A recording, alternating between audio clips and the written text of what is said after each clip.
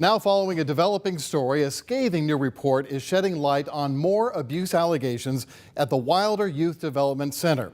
That's the state-run juvenile detention center in Fayette County for young males that's had more than its share of problems over the past couple of years, including charges of neglect, not to mention multiple escapes.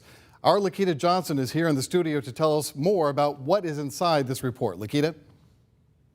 Yeah, Richard, two organizations partnered on this investigation when they finished this 50-page report. They called it Designed to Fail, citing a need for a call to action to undo instances of neglect, abuse, and more. Here's just one story of a young boy in foster care who ended up at the Youth Wilder Developmental Center after he experienced years of severe abuse and neglect, only to endure more. The help that was offered was Wilder. Elijah in the facility experienced more abuse, more neglect, this time at the hands of other residents.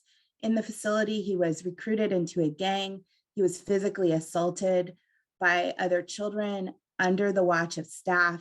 He then was put into solitary confinement, denied an education. Youth Law Center attorney Jennifer Rodriguez has firsthand experience with the foster care system and the juvenile facilities. She spent many years in the shoes of those who are at Wilder and other detention centers. On so many levels, the Department of Children's Services is breaking the law.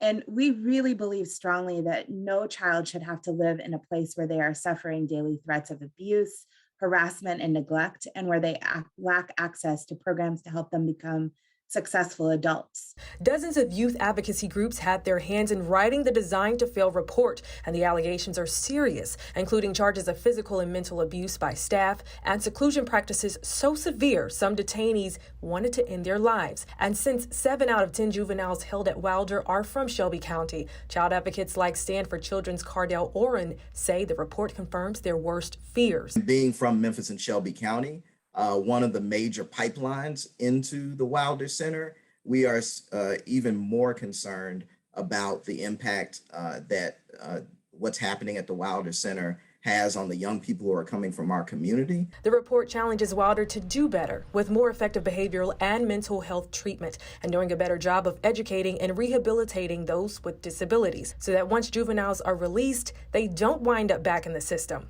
They say that's up to the Department of Children's Services. Children's Services needs to make serious investments in evidence-based trauma-responsive services in the community, both to help support youth in the juvenile justice system, but also to prevent involvement in the system in the first place.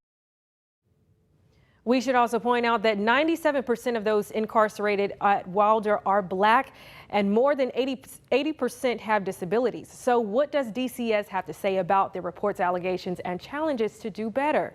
For the most part, the agency seemed to acknowledge the report's findings. The statement said, "We have already been identified and addressed by the department prior to the report. Employees who did not follow policy and procedure guidelines have been terminated.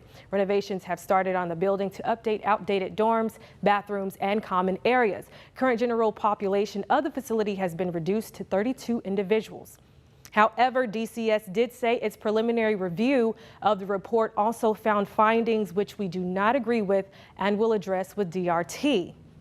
All right, Lakita, I know you talked to a mom who, for obvious reasons, didn't want to come on camera to protect her son, but what did she tell you about her experience? Well, Richard, I did. She told me she struggles with the thought of what her son experiences. She wakes up in the middle of the night just praying that he's okay, especially after learning that 5 guards jumped him by kicking and beating him. She says he's been detained for 7 months and she just wants it to end. Richard.